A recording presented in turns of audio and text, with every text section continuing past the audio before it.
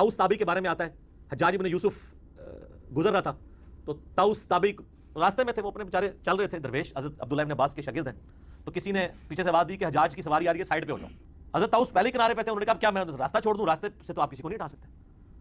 तो हज्जाज बिन यूसुफ जब पास आया ना, तो कहने लगा तुम मुझे जानते नहीं हो। हाय हाय हाय।